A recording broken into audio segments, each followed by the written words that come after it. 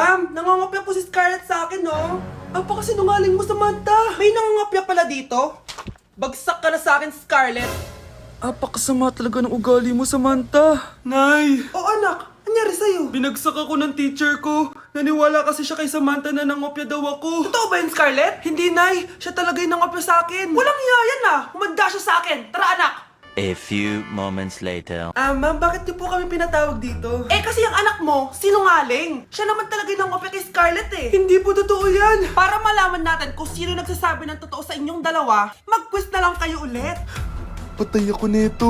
Humanda ka ng mapahiya, Samantha. Okay, time's up. Pass your papers. Scarlett, naka-perfect ka.